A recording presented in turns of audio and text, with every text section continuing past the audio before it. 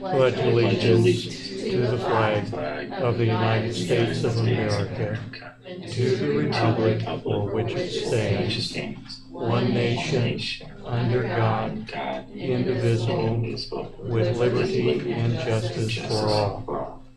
Take a moment of silence.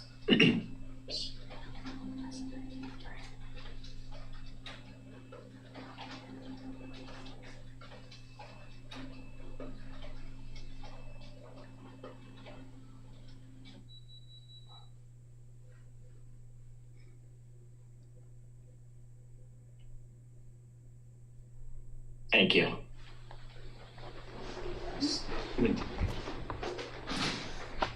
All right, first thing on the agenda, can I get a motion to approve the agenda as presented this evening? I make a motion to approve the agenda. I'll second. All right, we have a motion and a second. Any further discussion?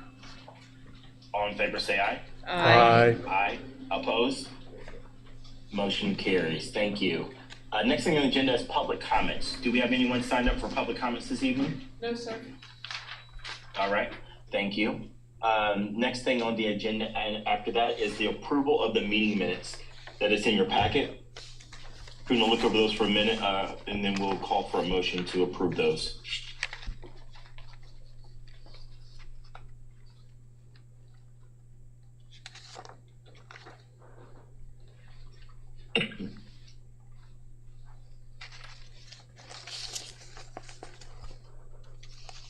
All right.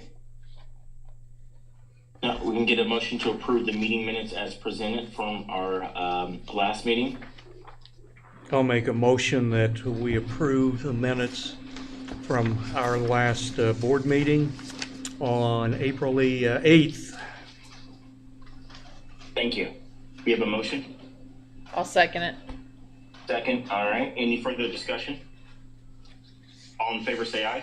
Aye. Aye. Opposed? Motion carries. Thank you. Looked like a reasonable approximation is what I remember us talking about. Thank you for that. Next thing on the agenda is the approval of the CEO report presented in our packet. So you'll get a copy of that, and also we can go take a few minutes to review that before we move that to a motion.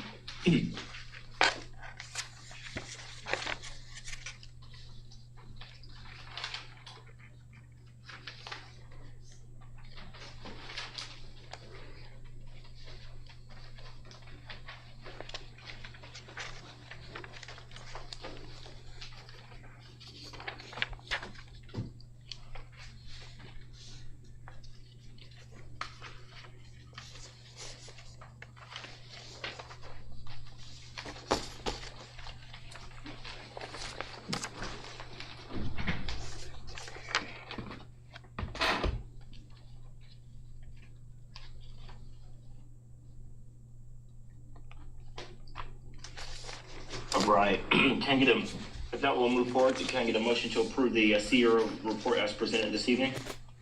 I make a motion that we approve the CEO report for May 6th as presented. Thank you. And a second? I'll be happy to second that. All right, thank you. Any discussion? All right. If not, all in favor say aye. Aye. No Aye. discussion. Opposed? None? Okay. Motion carries. I thought it was a well-written assessment of the recent budget situation. A lot of unanswered questions, perhaps. Yeah, and I provided, what I just passed out, kind of shows that breakdown with that spent yes. ELL funding. That kind of snuck under the radar in that overnight session, and then also what ADM base will look like. So there's stuff to work with in there. Great on the Charter Innovation Grant being restored to full funding. But yeah, it was a very interesting legislative session. We'll just go with that. Take what it is and make it happen. Next thing on the agenda is the financial reports. Okay. So approval of our Board of Treasury report and also our monthly financial from that. So I'll turn the floor over to Mr. Ashby. Okay, I think I gave everybody the copy of my notes here. This should be a familiar format for us now. I'll just start towards the top and work our way across and down. So feel free to follow with me. This is the highlights of the pre-meeting report which I sent out. There's some details I include in there that are not covered here necessarily. On the far right-hand corner, just to refresh our memories if that is needed, I have reviewed the this year's history of our various ADM counts, and you can see that including the further decrease in the second ADM count, I would say that we have lost roughly, or pretty closely to about 42,000, which that's pretty hard on the fly, let's say, to make any kind of quick adjustments on. And I was very pleased this afternoon to add that we have made progress, a lot of progress, on our budget for next year, which you can see the improvement. We'll talk about that in more detail later. Well, as we always do, we have, of course, our amended budget in one column, and then we take, I guess the question that I always ask when I first look at the numbers is, what has changed since our last board meeting? So you can see what we had projected for year-end results at the end of February and where we stand now. And you will notice a slight decrease in the basic state funding. Nothing, I don't think anything significant to read into that. I know Bookkeeping Plus, way back, I think in February's numbers, or January's maybe, February's did go ahead and adjust down the amount that we'll lose for April, May, and June because of that additional drop in enrollment. Let's see, a little bit of change in our total income. However, you will notice total expense. Last meeting, we were looking at expenses a little bit over 11 million, and we were looking at a cash net loss of about $526,000. Much of that caused by the timing mismatch, as we've talked about a million times, between receiving the facilities grant one year and then spending all of it in the next year. However, big improvement here. You'll notice that now we think that we're looking at a cash loss of only around up 253,000. And that will do wonders for our ending cash balance, which could be as high as $540,000, which that certainly is a welcome change. Well, I looked at that, and of course you can see in certain categories we're still a little bit under where our amended budget in December was. That was based on the lower first ADM count. And the reason that we're under the amended budget in some categories, or maybe all categories, some categories, would be that the amended does not reflect the 22 additional drop in the second ADM. What caused the big improvement? I think I made reference to, is this for real or was it smoke or mirrors or something? Excuse my somewhat negative outlook on everything. I guess that's what's expected of a treasurer, always be trying to look at what is the worst case, not the best one. Basically, big drop in CapEx, capital expenditures. And reading down here, the summary, basically, as our CEO report has informed us this month and last month, the facilities grant that we thought was good for another year now has to be spent by the end of this fiscal year. And that was $520,000 roughly. And that's a lot of money to spend. So I'll let you guys describe your motivation or strategy for doing it. But it looked to me like that we were taking a playbook off of the COVID payroll protection plan strategy, which means that yes, there is an opportunity cost because we're going to have to give up some of our capital improvements that were going to be funded by the facilities grant, and we will reclassify those to cover operating expenses to the extent the law allows us to. And then I did decide to go ahead and look up the state code pertaining to where we could spend this money. And I know we've talked about this before, so this is not a new concept. And also Jill was kind enough to, and Bookkeeping Plus, everyone was kind enough to send us a copy because when I look through the code, I won't go through and cite everything. I don't. It's all there. You can read what the code said.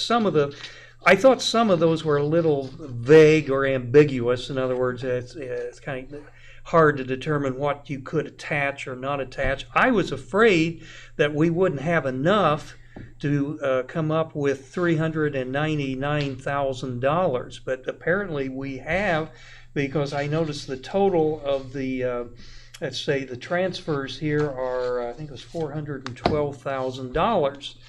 So that helps. That one transaction right there is pretty much the story of the year end, or this month financially, I would say.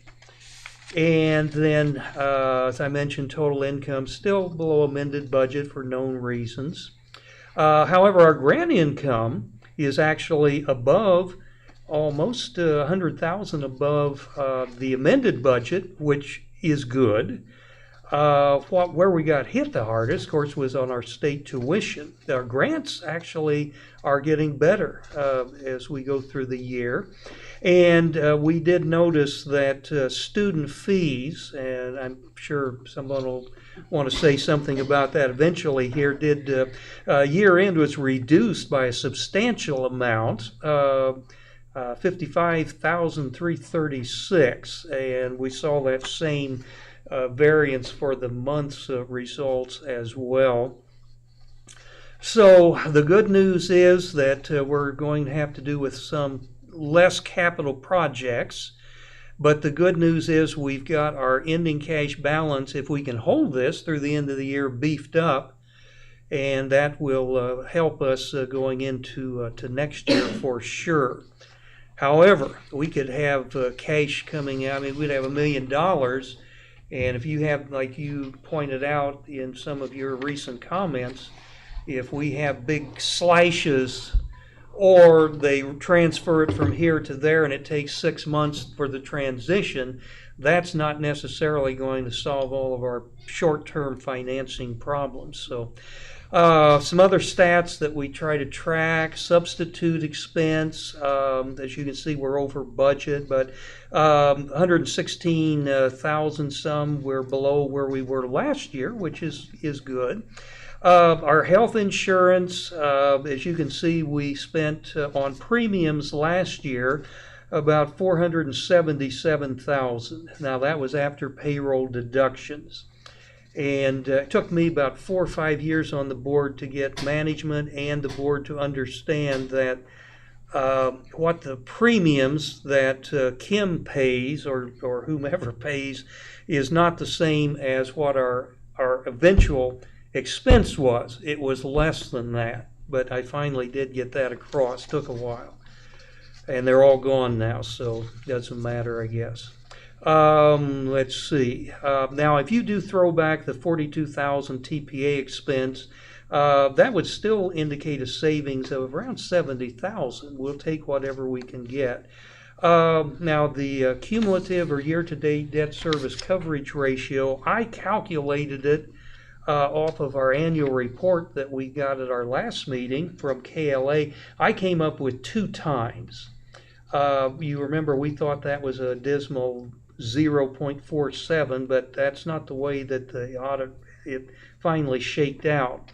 And we were at 1.25 last month, which is the required, and then we're showing 0.97 times. Now, that's a difficult one for us here to forecast because it's based on accrual results, which we don't really utilize too much. One possible tool to help would be the line right below there, yet year-to-date net income, which is an accrual measurement, is this will be nine months in, 163,000, and last year for the full 12 months we had 297,000. And I don't like to do this unless we've just got a few months left in the year, but you can annualize that. And that would put us at 9 months annualized would be about 218,000 versus 296,000 last year. So we probably will come in a little bit lower, but it would look like to me, based on some sparse evidence, that we probably will be above 1.25. But anyhow, that's one that it comes and it goes up and down, and you're never quite sure until year end where that is. Okay, I think we've covered all of the big points on year end. Now going to the bottom half here, or bottom third, we know we had the big February. That was when we cut our second installment of the innovation grant, and we had about 190,000 coming in from Title I, Title II after a 3 or 4 month drought, and of course freezing the CapEx.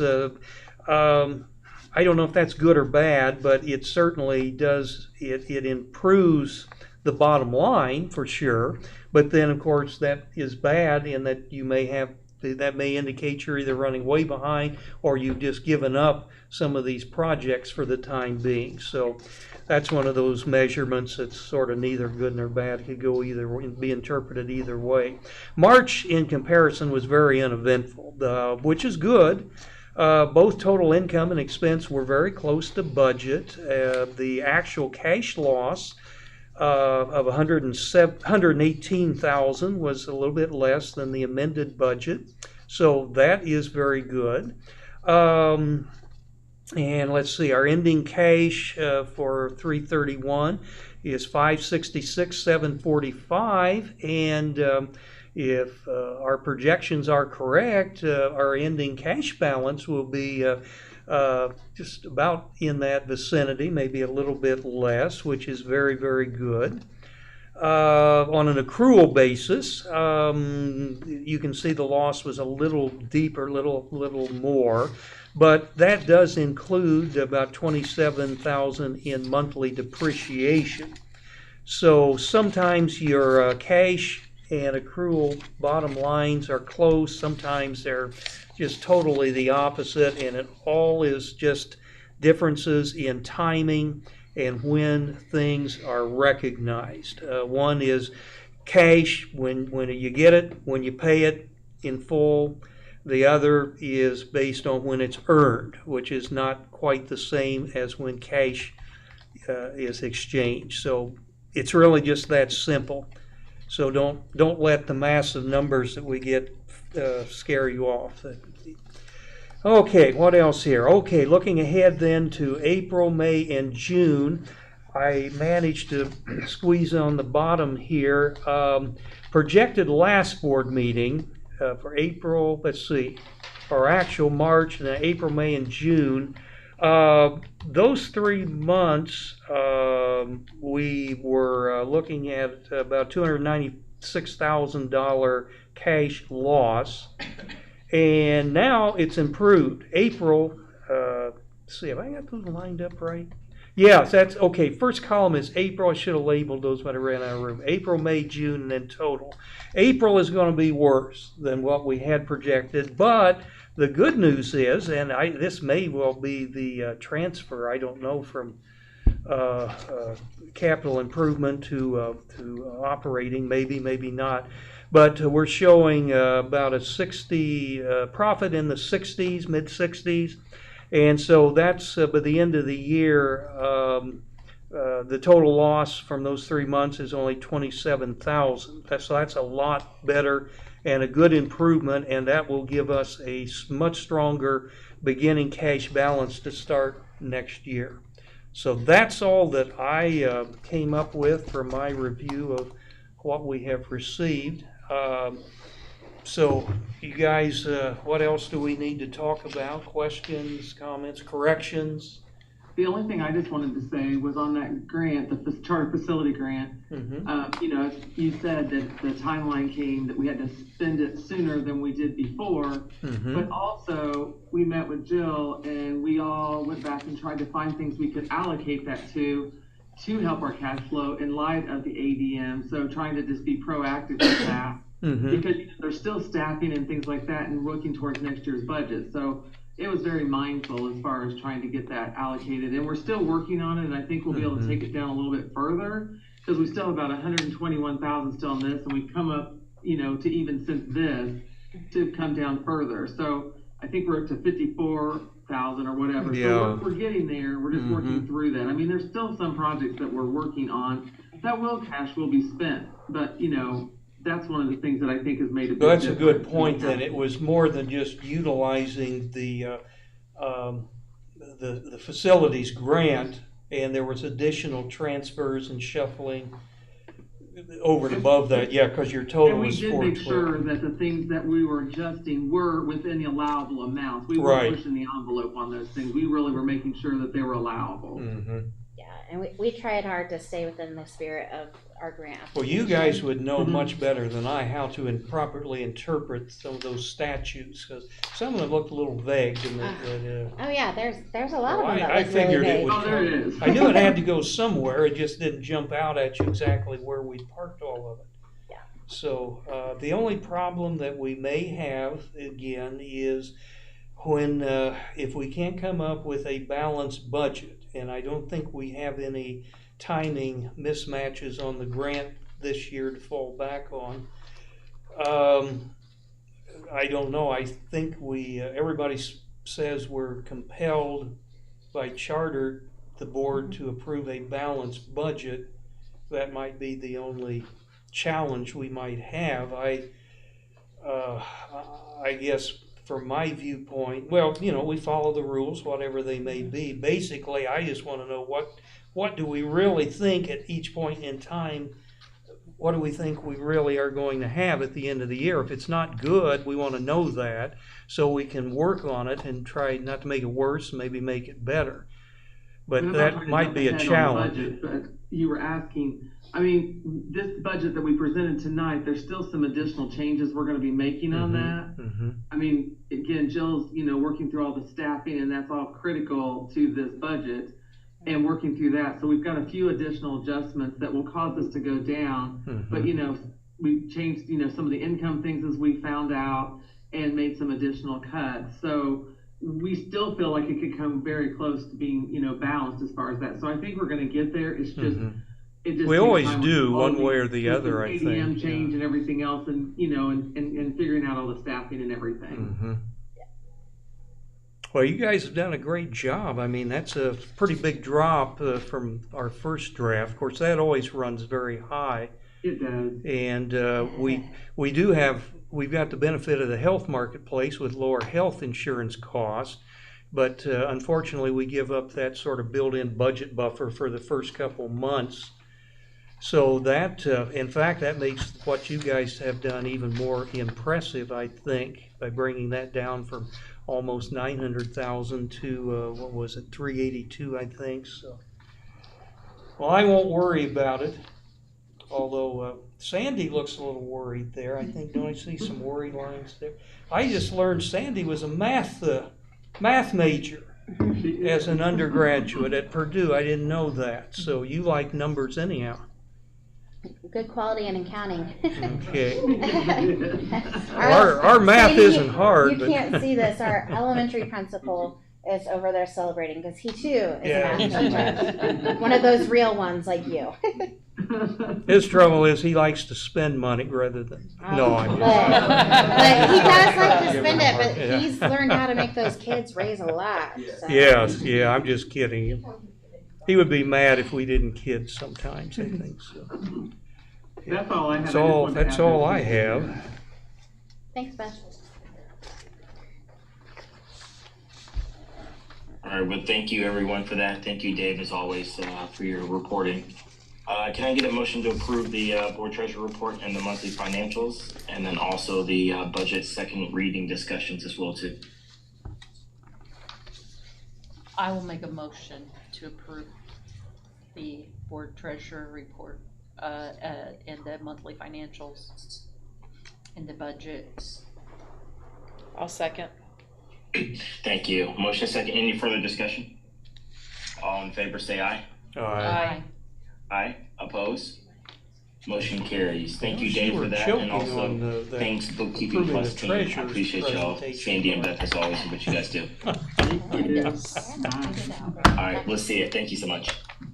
All right, next thing on the agenda is old business, Indiana High School diploma grad pathway changes for Director Miller. Floor's all yours. All right, so I just wanted to provide a quick update. We did have our parent outreach and community outreach. To say that that was well attended would be a lie. We had one family show up to discuss, and then I did have one parent join me in my office to kind of talk through some of our proposed changes. Did have the opportunity to present some of those concerns or some of the questions that came to us from staff in regards to some of the concerns. Some of those concerns were specific to individuals, so I don't want to overshare in a public setting in regards to what those concerns were. But really what our staff was looking for was just certainty that we were continuing to invest in them and their growth and their opportunity to grow with us here. So whenever we explained that, so I think the biggest part for us to understand as educators is that our role and the importance of our role is not going to change. We will continue to have positions, but what we are doing is going to shift. So it is going to require our staff to grow in many ways, and we're going to have to find a way to invest and continue to invest in their growth. Some of the specific concerns and things that my team's been working on as far as addressing those really is the instructional piece. So we have started having those conversations, specifically transitioning from a 90-minute to 65 minutes, and then having that constant contact and how we do that. So I think we have a very aggressive plan and a very things that are going to have to be tweaked over the course of the next couple of years as we implement it. And that includes continuing to grow out some of our community partners and some of those things that will require us to provide our cadets here access to the education that we're promising them. With that being said, there are some things that are going on across the state, specifically about the barrier in regards to transportation. I'm not sure if you have paid attention to that or not. So if you are going to require any student to have a minimum of 75 hours of work-based learning experience, who's going to carry the burden to provide transportation to those work opportunities or those service-based opportunities? So it's interesting right now because it's making its way to the courts. So there's not an answer yet, but I just want everybody to be aware of that. So that is not a today question, but I do want to put that on your radar as far as something that is going to come down specifically with some of our specific populations. So our special That would education be population. our oldest students then, wouldn't it, probably? It's not like bus service for everyone, right? Well, for high school, For yeah. High school. So Yeah, and this is not to and from school, this would be to and from To and work from or work, yeah, internship. to and from what they are identifying as a required academic service, since it is going to be an academic requirement for them to have work-based learning opportunities. So things that that will need to be discussed over the course of the next 2 to 3 years, possibility of creating student-led industries within the building. Work opportunities there, developing relationships with partnerships that are within walking distance, etc. So so it's going to be an interesting conversation, specifically at schools like APA, where only a small percentage of our population drive themselves. So any of us that have raised teenagers in the last 10 to 15 years, there's not a really big want to get the license. So it's going to be a challenge, and I'm not going to sugarcoat those. Though there are some barriers, but they're not just barriers that we have here at APA. They're going to be barriers that everybody's going to be facing. So outside of that, I think we do have a pretty energetic staff right now that's on board with it. So yeah, I just wanted to leave it there and ask if there were any questions. Do you have any follow-up questions from last month or any of the information I sent? I tried to provide as much as I could. So we compliment you on your presentation. It was very detailed, but I know we heard a testimony here that one of our colleges here that was able to actually use the tape of that presentation to help others understand it. So that's pretty good. Do you feel that, Glad I recorded. assuming that our enrollment stays about the same, with all of these changes and what we have to offer for the students, do you feel like our current staffing and our cost structure is adequate to do that, or are we perhaps looking at additional hirings or anything? I know that's hard to answer. Yes and no. I'd say yes and no. It's as far as answering. Mm-hmm. I would say where we are at right now is that without any changes to our enrollment, I feel that we are perfectly staffed. Mm-hmm. In regards to, so for instance, there's going to have to be some opportunities for career coaching that is going to have to take place. Our staff beginning next year is not going to be prepared to do that career coaching. Mm-hmm. So we're going to have some built-in trainings, et cetera, that are going to have to educate our staff as far as how to build a relationship with community partners, of how to connect students with community partners, the legal requirements that you have in order to getting students into specific buildings and those types of things. So I think if you looked at it at a spreadsheet, you could possibly say that we may be overstaffed. Mm-hmm. You know, in some regards. I mean, based off of, you know, if you look at it that you want to maintain a, you know, an 18-to-1 or a 15-to-1 student to teacher ratio. We are, I think right now we're about 12-to-1, you know, student teacher ratio. So for us, I'm going to tell you that I feel like we are perfectly, because I can provide a little bit of extra time for our staff to be able to be cross-trained, to be able to then provide the services that will be there in the future. Mm-hmm. So what will take place over the course of the next year and a half is that you are going to see what you would consider to be the possibility of, we are investing in our people. Mm-hmm. I think would be the way that I would say that should be seen as an investment in people, where we are not being forced to take additional time away from the contract day where they could receive that training in-house and continue to grow. Well, I think for the kids' sake, it'd be a very worthwhile training to learn 100%. how to do that. And I would say, I think a perfect example would be like Austin Lyons right now, right? 100% right. So we hired Austin Lyons 2 years ago. This is the second year. He was a computer engineering major out of AU. He is one of our math teachers, but also doing computer science.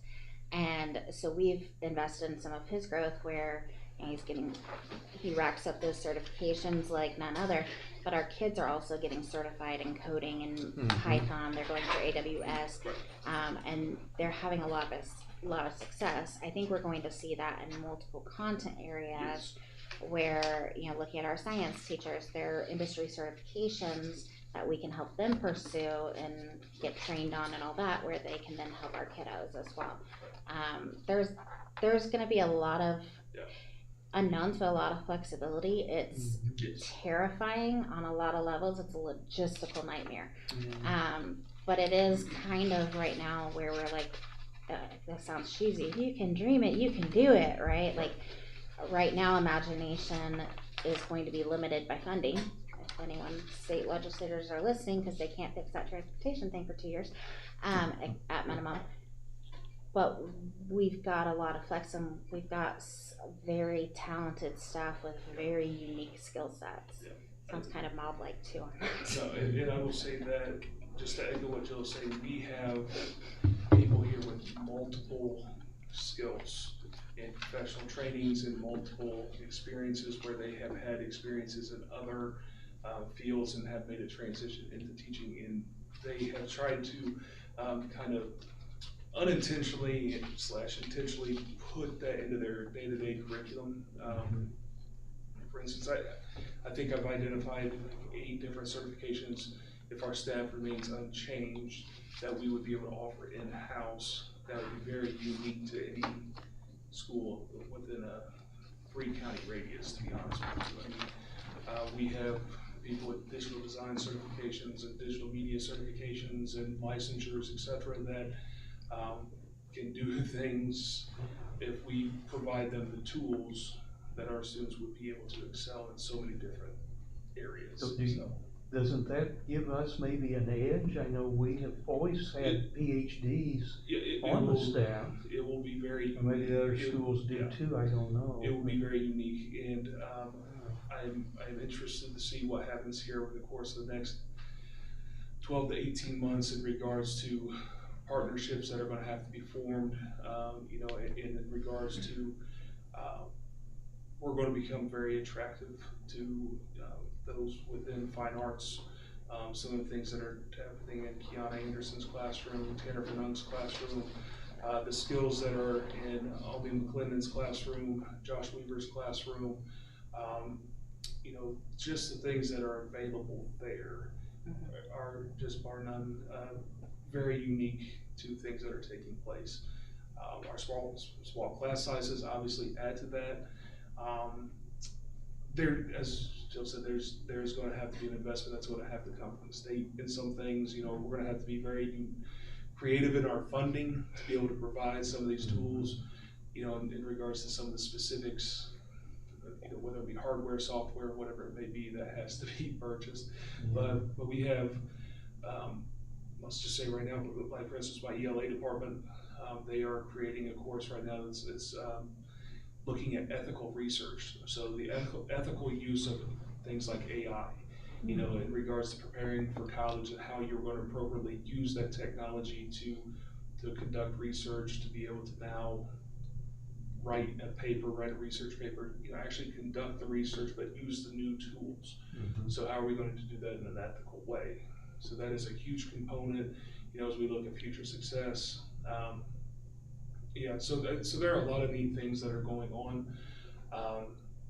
So yeah, so really excited about it. Yeah, Angie? I had a question. I saw something come across my desk yesterday or something that the governor signed some new executive order about trying to make like schools so they can help the students get job ready and that kind of stuff. Did you see, is that gonna be like state funding then that's gonna help with some of that? Or do you know what I'm talking about? Not necessarily. I should have taken a drink right then.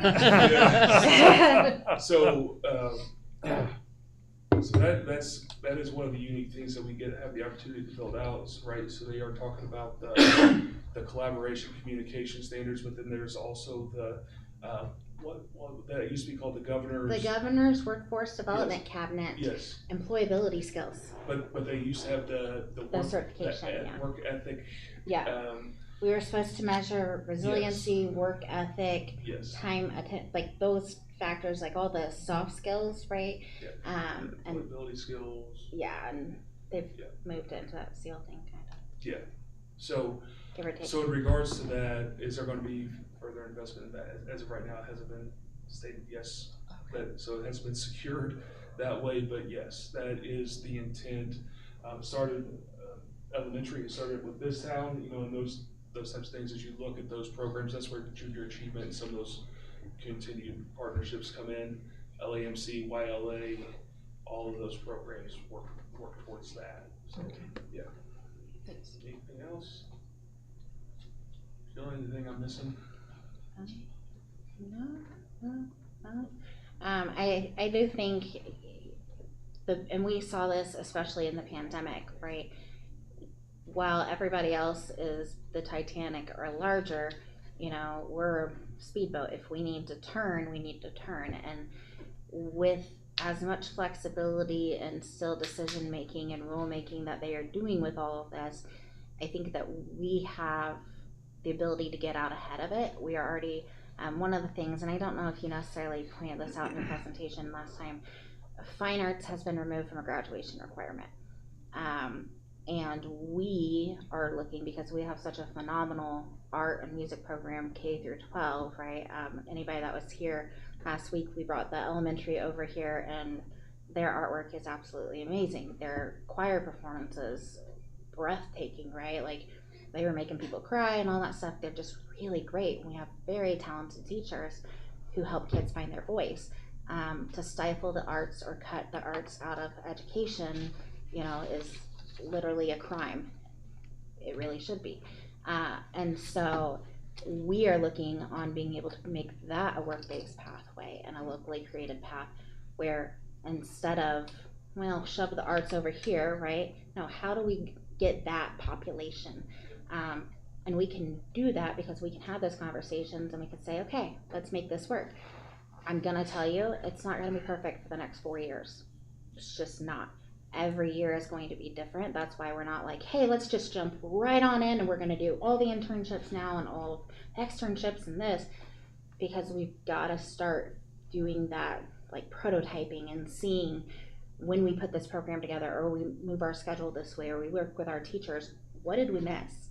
Because right now nobody knows. And as they put proficiency based versus seat time for credits, one of the challenges I think that, with English language learners and everything, they could easily have tested out of, their native language, probably Spanish 1 or Spanish 2. In a lot of cases, they could get those credits that they need for graduation and focus on things that are more interest based for them.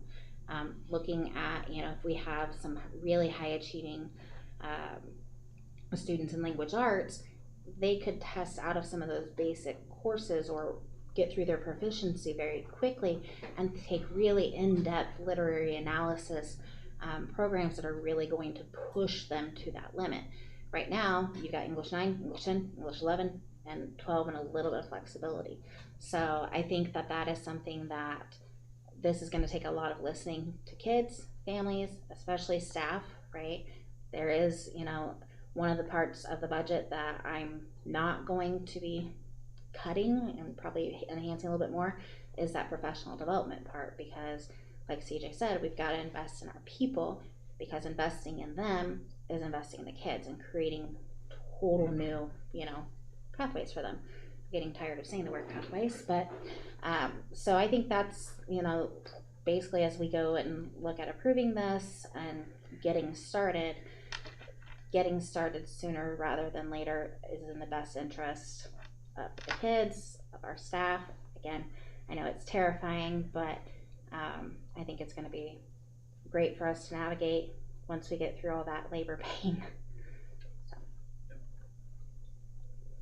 Any other questions?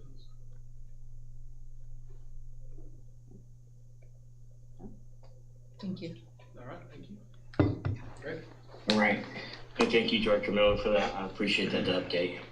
Next thing in the new business is our APA Spotlight from our APA Elementary, Captain Stollemeyer. Good evening. Hang on just a sec. We want to go ahead and try to get that approved to move forward.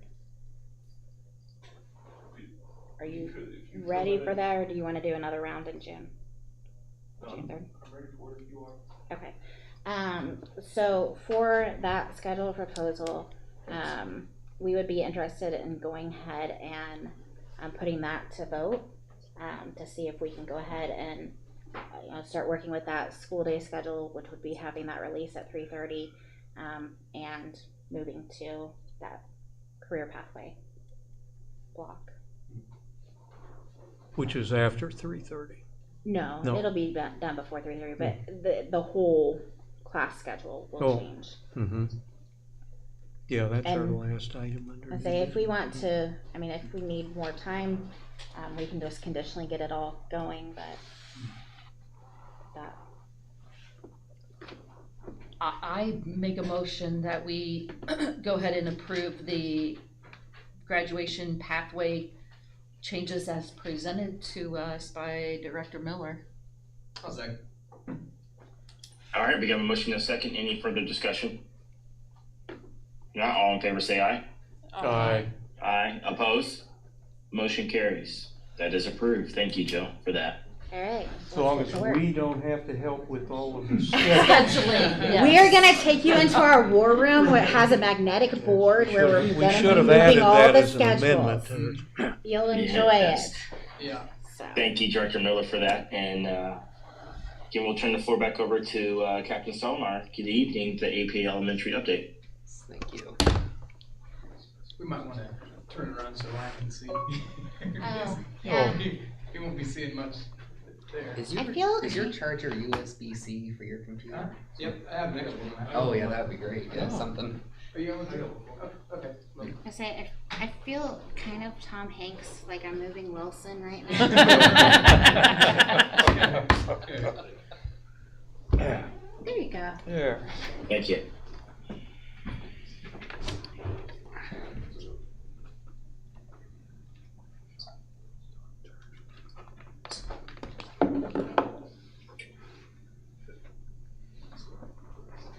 Your USB is hiding over there. It's under the chair.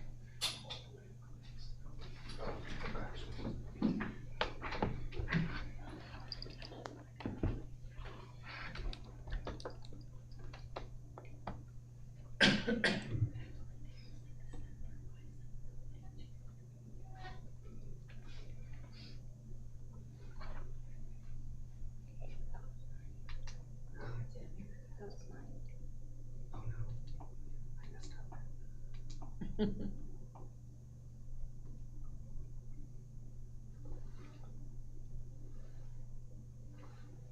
Pause for dramatic effect. Yeah. The whole-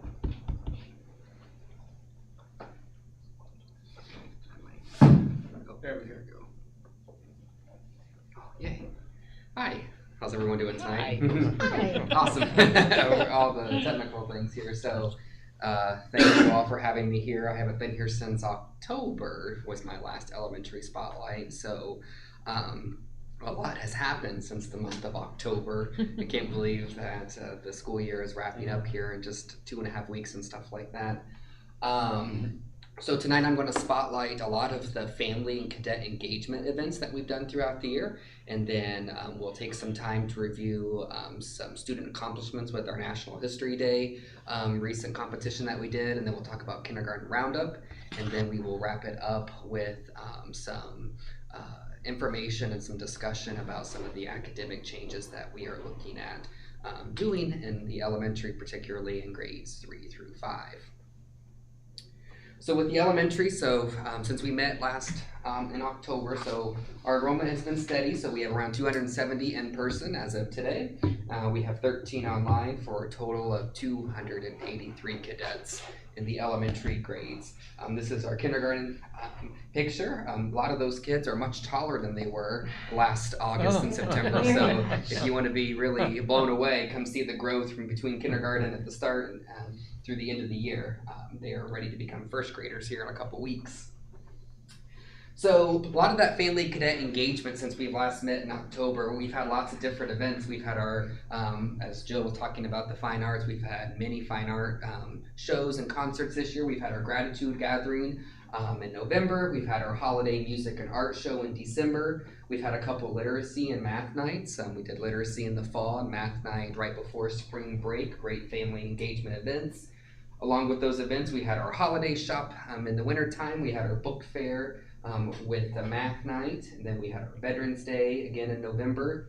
And then fast forward through the wintertime, we brought back skating parties. That was a big hit. Over half the school attended that skating party that night with families in attendance and cadets enjoying their time rolling around, seeing Roller skate. Yes, Not roller, ice skate. not ice skating, roller skating. Seeing Their seeing principal was out there. myself fall and learn that I am getting older. It's not as easy getting up these days, but I realize I'm still aging that direction. After that, we just got wrapped up our ELL engagement night a few weeks ago with Jenny Pruitt leading that and Zach Morrison leading cookies and canvas. It was a great event to engage that population.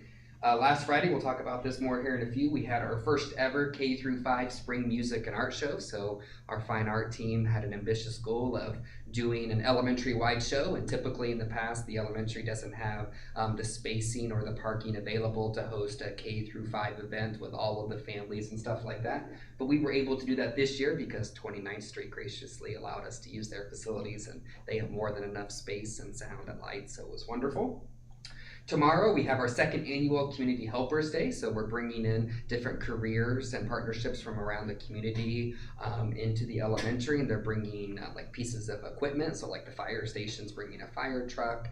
We're having the water department bring some machinery out tomorrow, so all of our kids K through 5 will get to walk around and learn about different careers and start working towards this new requirement that the state is pushing, more career focused and stuff along those lines. Awards Day is coming next week, and this year will be the first year that families get to attend every single one of the Awards Day presentations. Typically in the past it was just kindergarten or 5th grade, kind of that middle band. It was we take pictures and we post it on social media, but we wanted families to come into the building this year, so we came up with a plan for that. And then, of course, we have our carnival. I don't really know what year we're on, but it's a staple elementary event at the very end of the year. So we're really looking forward to welcoming all of our families for that end of year event during the last week of school. Some pictures. So we got on the left here, that's part of our gratitude gathering. Again, one of the many art pieces that Ms. Hosman and all of the students created. On the left there, we have a picture of the elementary holiday show. It was K through 2. It was standing room only. I remember myself and the commandant and Mr. Fraley all sitting in the corner just looking there. It's like, it is time that we have outgrown this space and we might be using 29th Street's facilities more frequently, which is an excellent problem to have that type of support for our cadets and our staff, where they're supporting each other. So it was really a remarkable event that we had there in the elementary gym. I think that would start giving them a little bit more excitement on coming, progressing. Yes, Yes. And absolutely. coming into the bigger schools, Yes, so they're and that not was one as of the- intimidated too. Yeah, that begin with the end in mind, right? I came from this Right. building here, so we had a lot of elementary families for the first time know where the parking lot is, Mhm. coming into our building, coming in to see our gym and stuff. So Yeah. I really do think it'll help with that, bridge the divide between the Mhm. elementary and the secondary campus. Some more photos. So this is one of our literacy nights for this year. Our theme was Grinch theme. So each of our teachers, they group together and they develop an event. Captain Hornacker really oversees the literacy and math nights. She goes all out with the themes. On the right there, we have our holiday shop. So this was our second year for doing that. It's a fundraiser, but it's also a great way for kids to learn budgeting skills, some of those soft skill developments there. They go around and they pick out items, and we have to have a conversation like, oh, all of these items put you over budget, so we're going to have to make some decisions. Do you get mom and dad a gift, or do you buy yourself all of these gifts? Those are those tough conversations that we have to have with the kids. But it's an excellent opportunity that our kids have looked forward to, and we look forward to doing it again next year. Again, we just talked about the skating party, so I can't tell you the amount of times that people have asked to bring skating parties back, so we did it around Valentine's Day. Instead of doing a Sweethearts dance, we did a Valentine's themed skating party. And this was the group picture at the end, so it was wonderful. Miss Cook, one of our elementary teachers, has deep connections to the owners of the Anderson Roll Arena, so we were able to get a nice discount there, raise a little bit of money for the elementary projects, but also have a great time building community, a sense of belonging, bringing parents into the facility that they weren't out there skating most of the time, but they were sitting back in the stands talking amongst each other, building that community and building connections. So lots of great things came from that. On the right there, that is the book fair. So the book fair also took a hiatus during the pandemic, and this was the first one, I think, in at least 5 years since COVID. Since we tried COVID. a virtual one that spring, and then we haven't had one back since. Yeah, so this was our first time doing in person. It was in the music room there, so you see a couple students there. That's from Miss Cook's class. They were going around doing the preview day, writing down books and prices that they see around the book fair, and then each class had a set time to come in and buy book fair, and it was great. This year we had enough Scholastic dollars. Scholastic's the company that does the book fair, that each of our teachers, I believe, got 60 They got $60 to spend up front, and then, we were able to buy books for every kid, so even if they didn't have money, we had money left over to buy them that. Yeah, And then we have $3,000 in our scholastic, fund to purchase things for the classrooms next year. Oh, Yeah. nice. So it was great that some of those kids who did not bring money, they were able to pick a book or an item out from the book fair And our yes, yeah.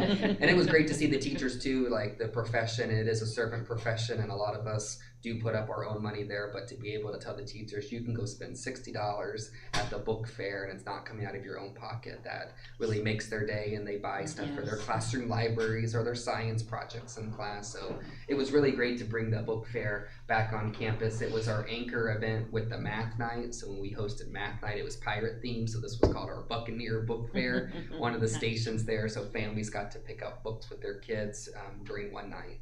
Things along those lines. We're looking to move the book fair to February next year to get away from testing season, because March is way too busy there. And also expanding the book fair so we can bring more families in next school year. And like I mentioned, we had our first ever K-5 spring music and art show. This was the art show portion in the foyer area. So we had some birds, we had Picasso portraits and some self-portraits there along this back wall here. I can't tell you the number of times staff would walk by and stop me and they thought this was like high school art. But no, this was all elementary motivated art that our kids are producing down there. All those pencil drawings were your kids? Yes, They were ma'am. K-5. Wow. Yes, Yeah. ma'am. Those were I remember awesome. They're observing nuts, Miss right? Bozeman one day, and she was working with third graders on those black and white portraits back in the February, March time. Yeah, So, and a lot of those, they were able to kind of pick some of their heroes and everything, and they're incredible. And it was a really cool experience to see secondary teachers being exposed to elementary teachers, because most of them have not been in that like native environment before. And they're like, I'm like, oh, this is actually a little mild. There's no glitter, we're good. But the secondary, the kiddos, our high school, middle school, high school kids, getting to see the artwork and how respectful they were to not knock over the items on the table, and they were so excited, like, hey, do you know, they kept stopping them while they said, I know this kiddo in the elementary, do you know what their artwork is? And so it was really cool. Like, this whole experience, really just one of those things where, as an educator, and especially for getting to be that K-12 person, you're just like, yes, we're doing something different, we're doing something right. It is making that difference. We don't always see it every day, as much as this was in your face, besides the fact that the artwork is just incredible. It made a good impression because I was doing an orientation for. oh, great, excellent. Oh yeah, those were all elementary. Yeah, it's been super fun, and I mean, it was very ambitious. So Michaela Mayans, our music teacher, this was her first year because Miss Ham retired last year, and she came and she always wanted to do a K-5, and instead of just like sometimes people are just told no, it's like, okay, let's really take a step back. It's now July, we have almost a year to plan all this and think through it, and we didn't have any foundation, so of course we learned a lot from Friday night to improve upon. We don't see this going away, we just see it getting better. We were ambitious, and we hired 2 bus drivers, and we bussed the whole elementary over here in 3 shifts the day before so they could practice in the facility. So that was a whole new ordeal that it was fun. I was over here helping coordinate because I knew some of the ins and outs of the secondary building being from here before going down there. So it was super cool. And then this is the music portion. So this will be like the first time these cadets have ever seen risers, right? So at the elementary, they usually just stand on the gym floor, or their risers look a little bit differently, but these were show choir grade risers. First time having actual lights, practicing going on stage right and stage left. It was cool watching the teacher use those fine art vocabulary, and the kids know what those words mean. So it was just a really wonderful experience. Very grateful for 29th Street for embracing this idea, letting us take over their facility for 2 days in the month of May. A lot going on, but really proud of Miss Hoseman and Miss Main and all of the teachers that helped out. All of the kids, if they weren't on stage, they were in the cafeteria, so just imagine taking 270, 250 elementary kids and putting them in one room. That was quite the experience there. That's one of those growth points for next year, but we had fun, everyone was there, everyone had a great time. really looking forward to it. Have you thought about You as didn't you highlight those people.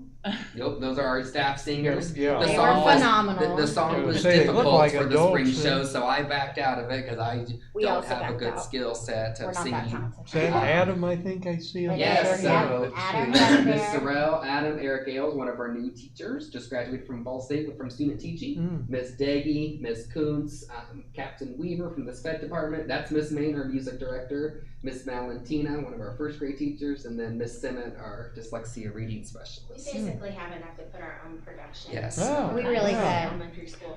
So many of Lots of them do from theater. musical theater, It's amazing. choir, have band. you thought of, as you brought the students over to the high school to practice and everything, Mhm.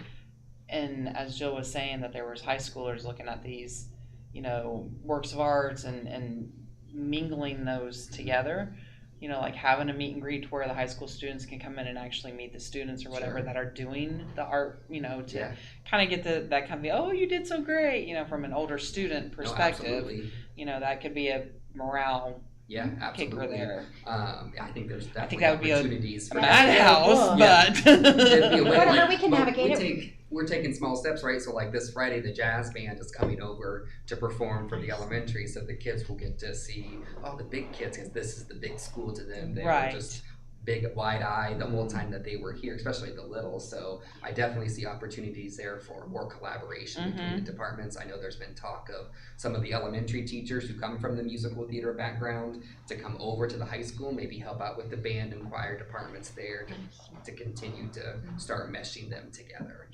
I saw that the 8th grade CAP students went over. I saw Yes. that on Facebook Yep. today, so. They did their annual Aerospace Education Day. That was the same day that we were busing Yeah, kids we all the way decided over to here. extra challenge them. Yes, that day was fun. Yeah, I heard a little bit about that. Yeah, Oh, awesome. yeah, Lincoln was there. Yeah. Yes. I was here, He so that Miss excited. Warnocker was my point of contact there, so she got to see the Aerospace Education Day. A little bummed because the weather wasn't cooperating, so we couldn't really launch rockets or fly the drone, but there's always opportunities to do that in the future. But really happy for that partnership to continue as well. Something that I remember when the kids were really, really little is like they brought the senior athletes over to come over to the elementary. Is that? Yeah, they ended that program. Yeah. The poster program. Yeah, reading Last character year counts. was the first year they didn't have it, I think. Yeah.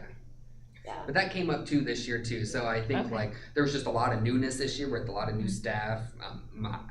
I'm new to my position and just trying to Right. coordinate all of that. I think we have a solid foundation and now we can just continuously grow that. I would love to see the senior athletes come back over. I'd love to see the athletes come over and support an elementary game on Sunday in the Alexandria Auxiliary Gym. That would be awesome.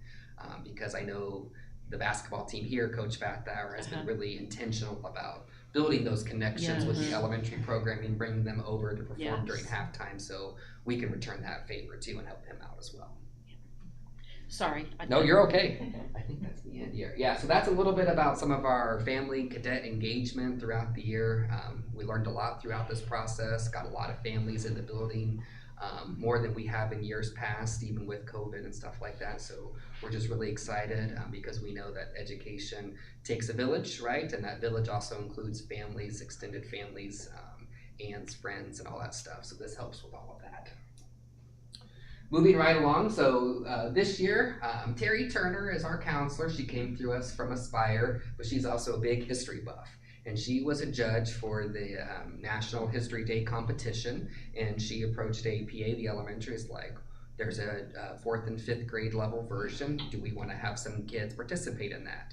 So all 4th and 5th graders did a project, and then our staff selected 7 kids to advance to the regional competition. That regional competition was the first Saturday of spring break, and they traveled to Carmel High School, I believe, for that competition. And all 7 were selected to advance to the state competition, which was just a couple weeks ago at Marian University, and I went there for part of it to support the kids.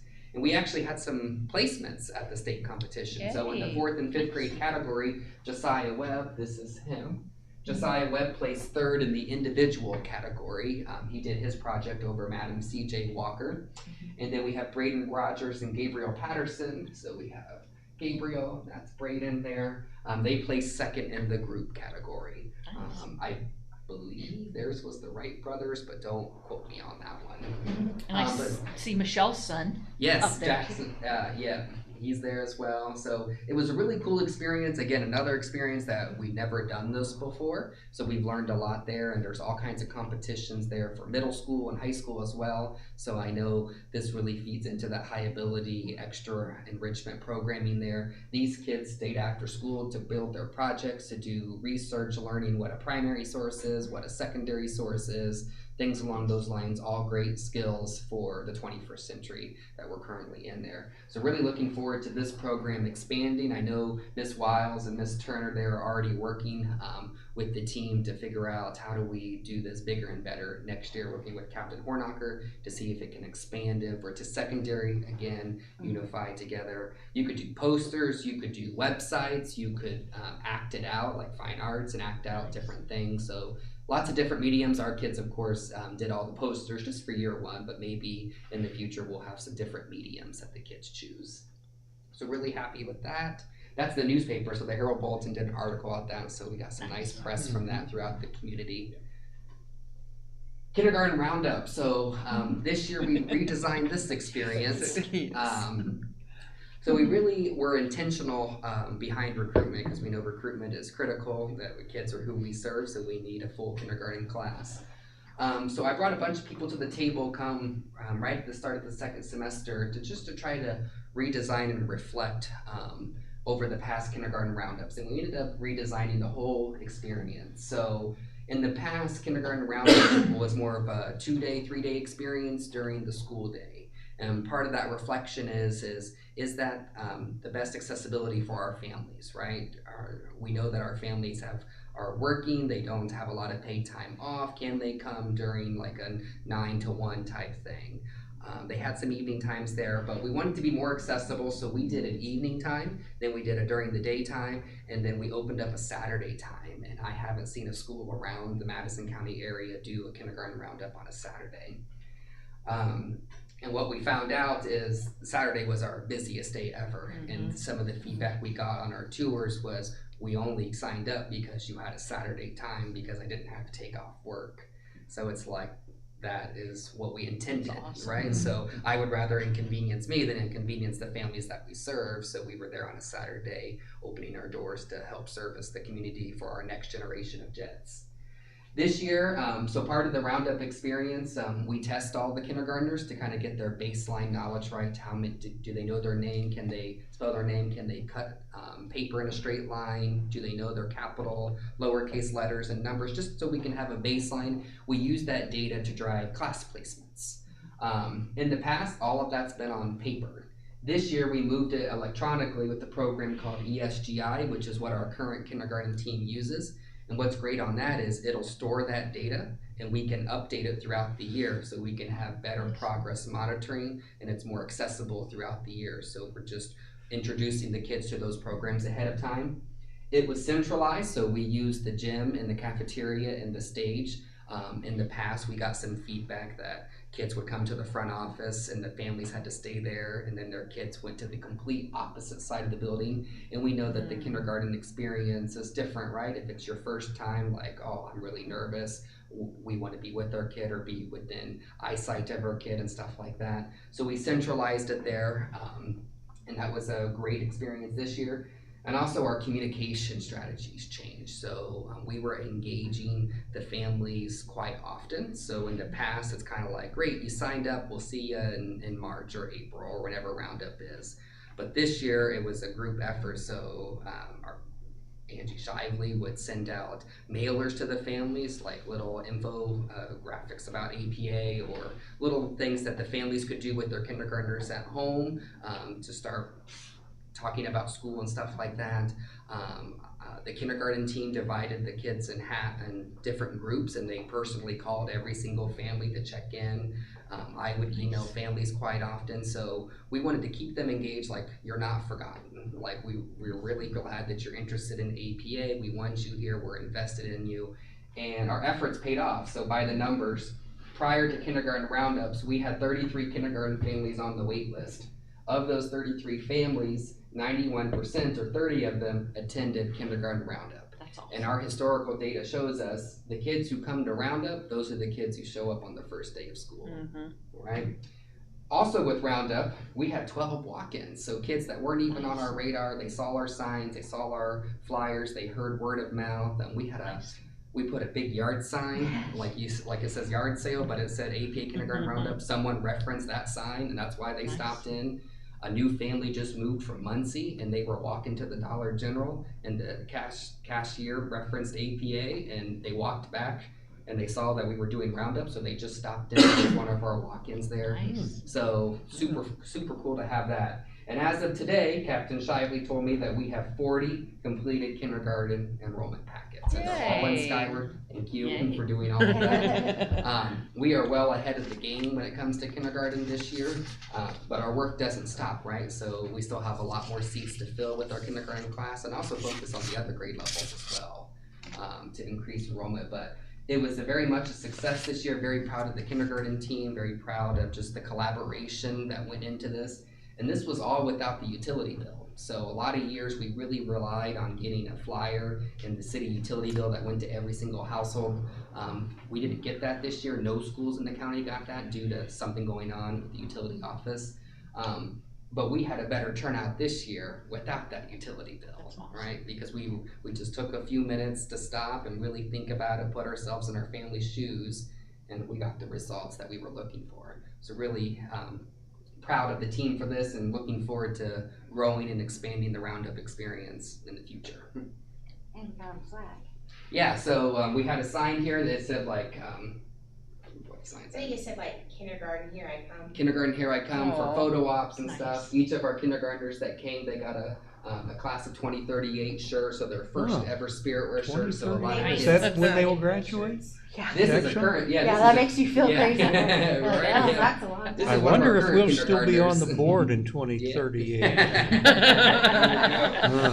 So I know a lot of the families were excited, and again, there's indirect things too. Kids wear these shirts out in public, so we start getting the APA logo and who we are out there. So super fun experience. Got to talk with a lot of parents on tours. I gave Nice. tours, administration gave the tours, which you don't see a lot around here. So they had that special one-on-one time with us to ask any questions that they might have and go from there. So really proud of that experience. I know I'm way over my time.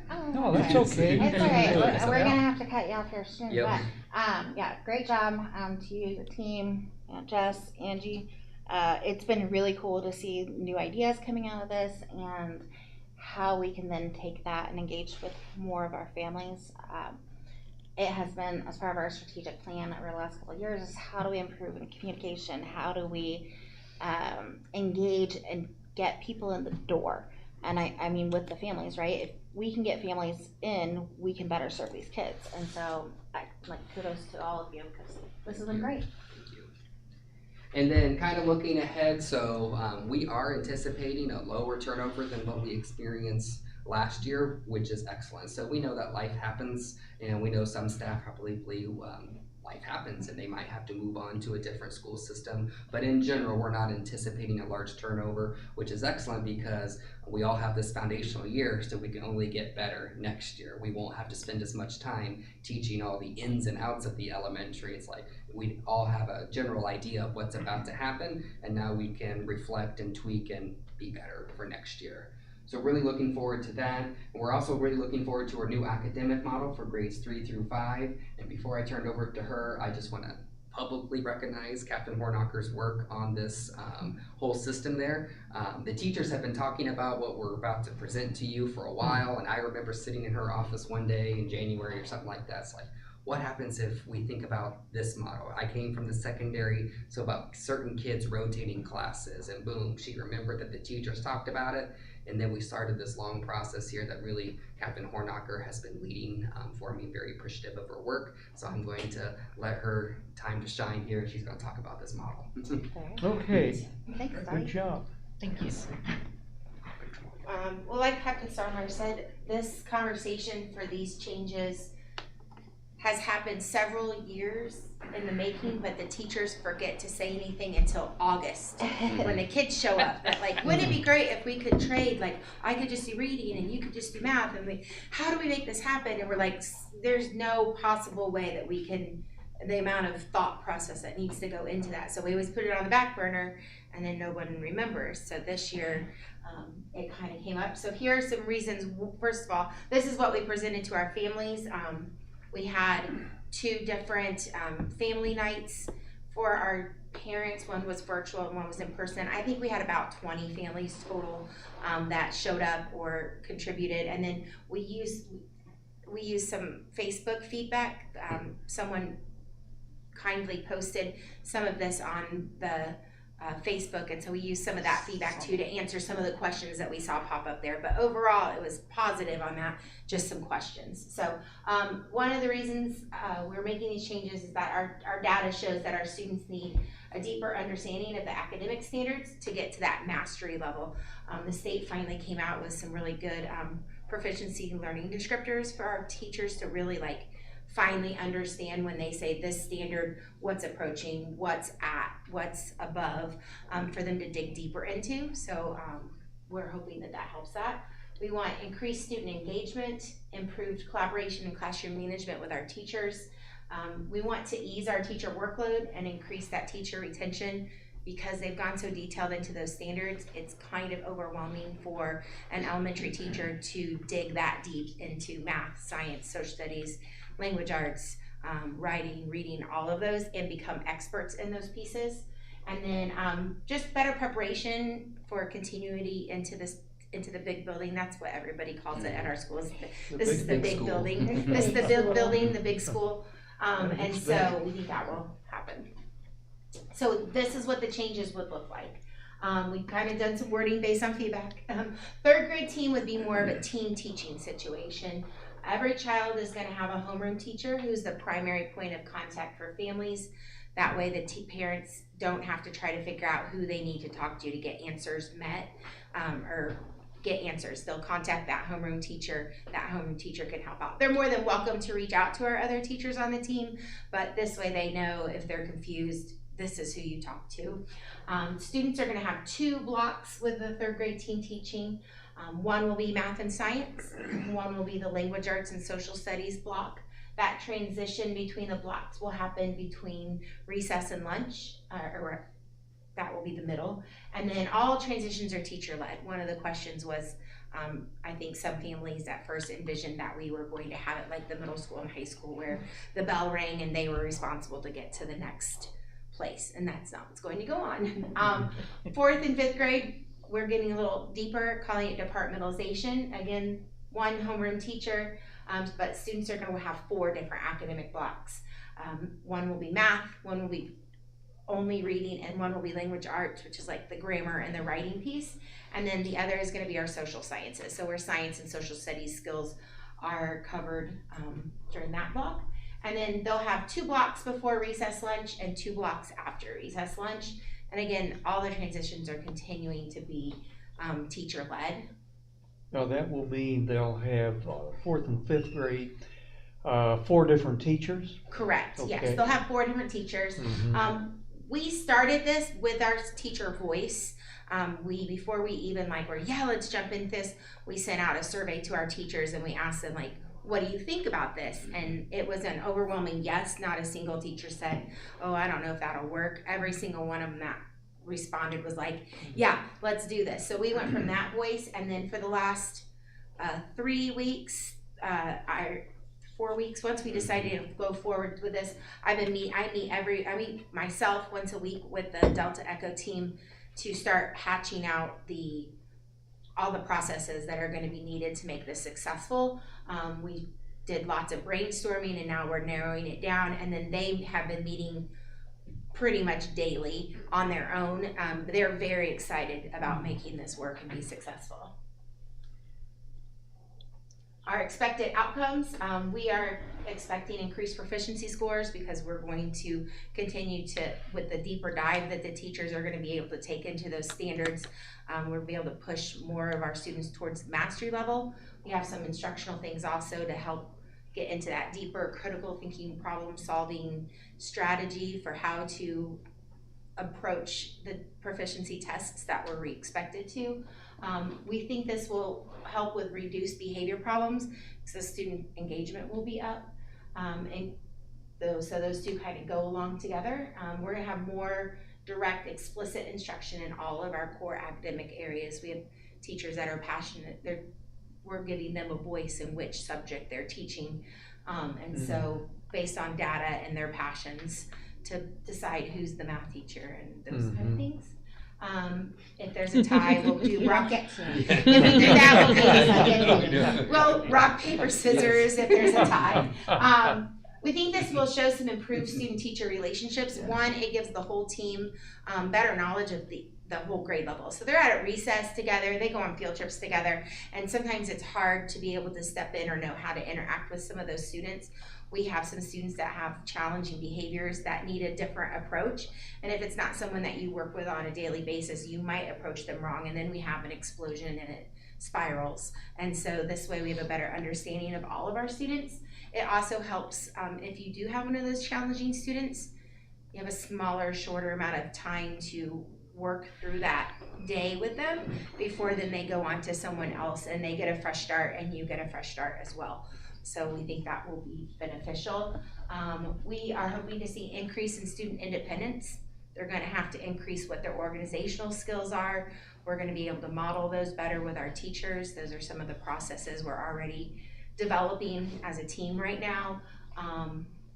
We are going to be able to provide a little bit longer recess with the way our schedule's set up, so we're really excited about that. And along those lines is that recess and lunch are being swapped around at the elementary school next year, so recess will be first and lunch will be second. Many reasons for that. One, the kids will be a little more tired at lunch and sit down.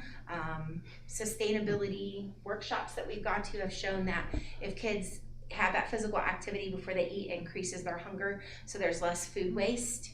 And then also the kids are coming from a sitting, calmer-ish setting of lunch back into the classroom versus a free-for-all out on the playground and then spending 15, 20 minutes trying to lose a lot of instruction time trying to bring them back in. But lining up at lunch and going to the classroom is a lot better, like a calmer process. We think we will get less lost instruction. They may go to sleep with a full stomach.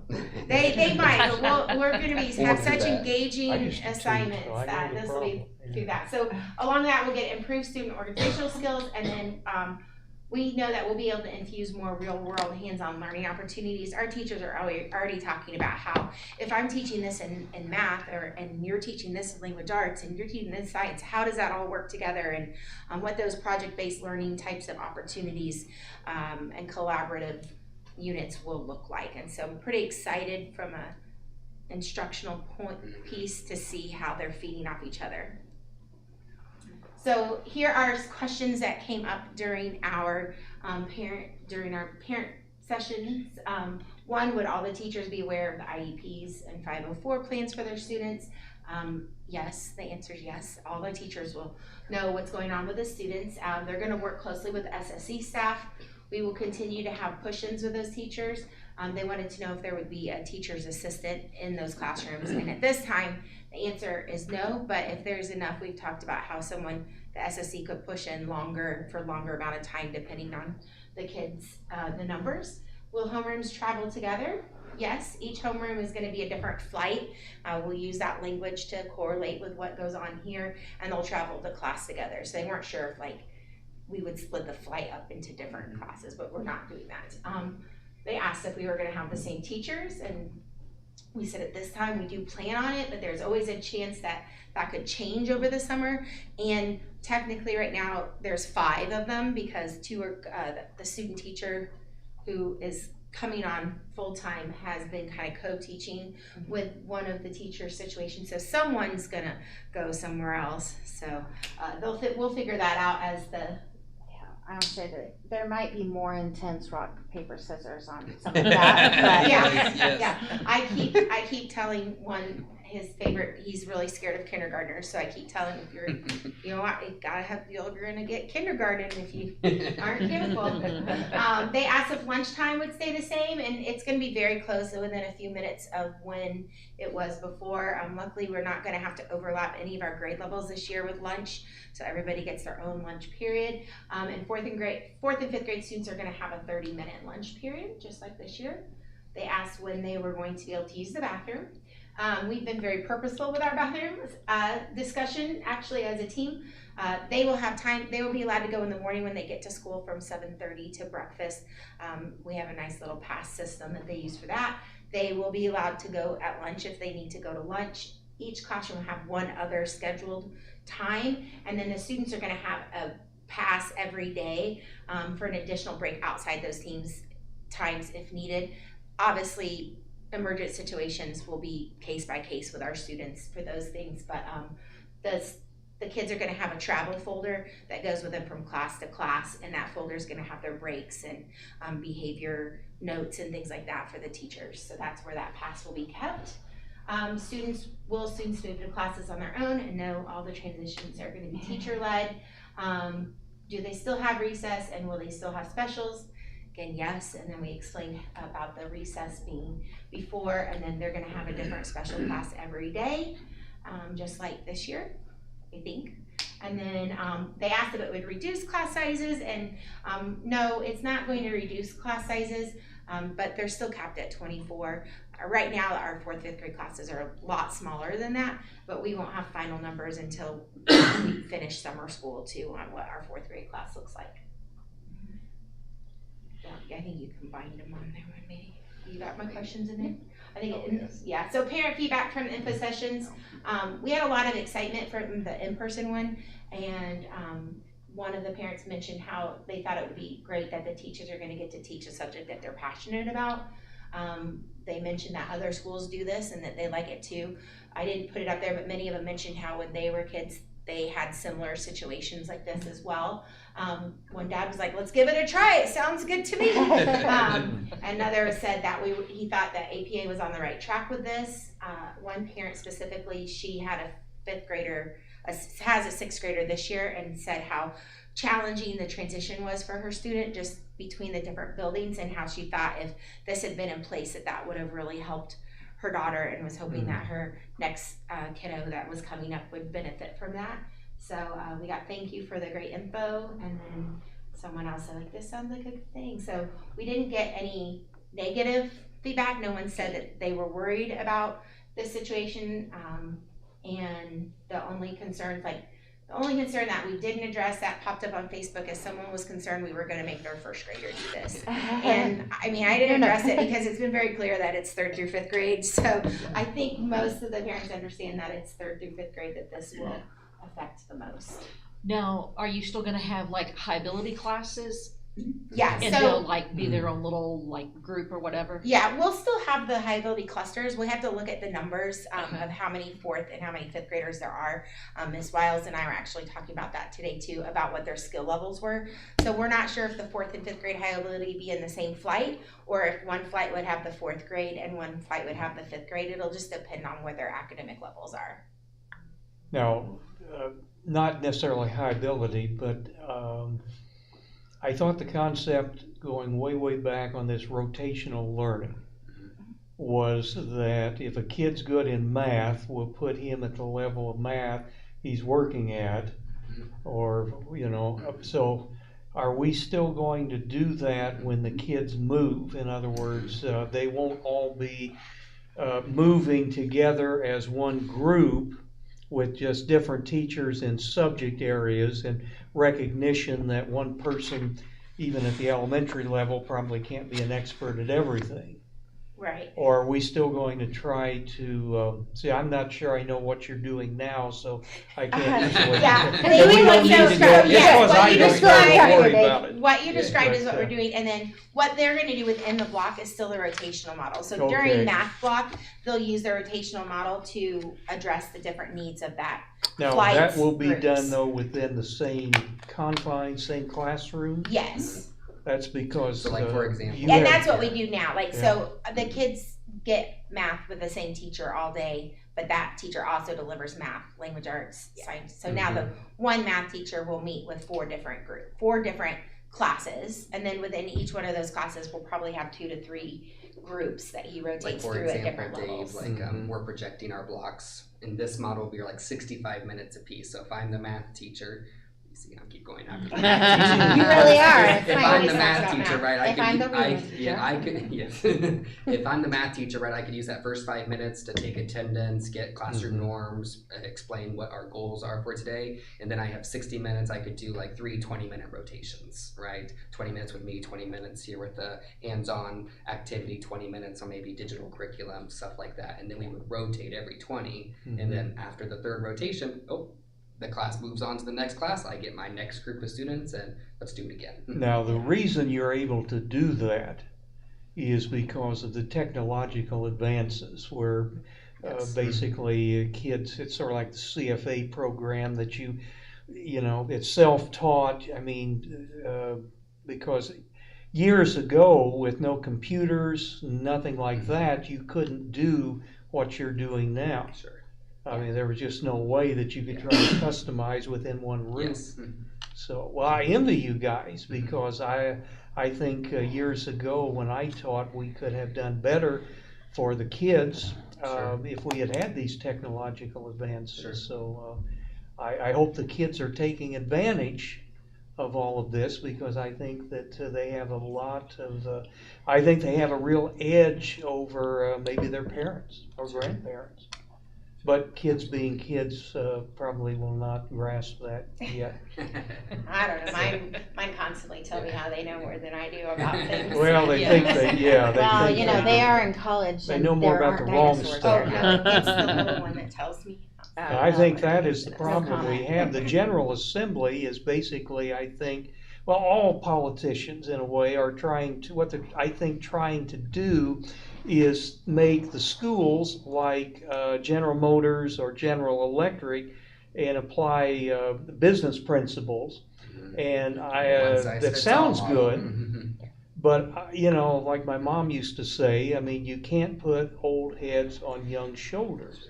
And I think we do have to be cognizant of that. And I think that's where some of that, they pass these things, but yet if they're not involved in the schools, they don't really, you don't really understand. So, I would love for some of them come and just like Well, shadow yeah. with our kids. Some of them one have day. been in school Hear our since they got kids' kicked out or stories and, hang out with graduate them. maybe. Yeah.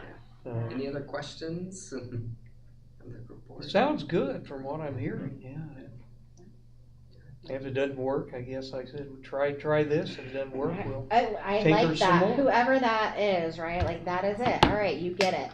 Semper Gumby, let's just try it. Let's see what we We can did do. promise to try this more than 1 year before we ditched it too, because someone did ask, like, are you gonna just try this one time and then if it, I'm like, no, we give it a little time to look at the Yeah, data you gotta and see. have at You least gotta let it work. more than a year We to did this when really I was know. in school. Yeah. In fourth grade in my reading class, if say reading class levels were 1 through 10, there were 2 kids, Michelle and Donnie, who were 10 level. I was the only 9 level, everybody else in there was 8, and then another classroom had the lower levels. Sure. Yeah, I of was different gonna say, I models. think I did the same. Yeah. We went out to our own little classroom for like the reading and the math. But my only problem was just because I was good at like the math and the reading, they thought that in music, that they would have like advanced music. And so they were like, you should be able to do this. And I'm like, no, It's totally different They side of asked my me not to brain. sing Yeah. the music. There's a reason why I was not on Okay. the stage in Yes. the, It was a really okay. hard song. it was a hard song. I was like, I can sing Rudolph the Red-Nosed Reindeer at the Christmas Yes, program, yes. but In most cases, we can all do hard things except for that. So Okay. Your most miserable class probably was junior high social studies. There we go. Awesome. Well, that's all we got, guys. So if you have any questions that come up after this, you can reach out to Jill, or most of you know how to reach out to me directly, and we'll go from there. Thank you all for your time. Well, I don't Thank know you, if Mr. all the Lynch. schools are doing this, but it sounds good, and if it works, I mean, it may give us an edge on improving or increasing enrollment, so. Well, and you know, the most important thing is this is very much focused on student success, right? but also teacher engagement, right? Like helping them get excitement, helping them use their best skills and talents and interests to really serve those kids. And so this is kid friendly and adult friendly. There's going to be challenges. Like I said, everything I just said about CJ's presentation, repeat. There will be challenges. It's been so fun Okay, to thank you actually for hear doing the Wilson. teachers having all these instructional conversations, like the increased number of like. Yeah, and they're excited, right? Like there's a buzz right now where it's like, everybody's- ooh, and it's not just, hey, it's the end of the school year, it's what's up next. So really excited about that, and thank you guys, great presentation. Yeah, Thank very you. Thank good. you. In the summer. See you in the fall. Thank you, Captain Sahlmeyer, and all your work and your team, what you guys are doing. Appreciate it. Thank you. Next thing on the agenda, any additional discussion this evening? No, sir, not Nope. from me. Nope. Awesome. All right. Can I get a motion to adjourn the meeting this evening? You can, I'll make a motion that we adjourn the meeting. I'll second. All right. Any further Yeah. discussion?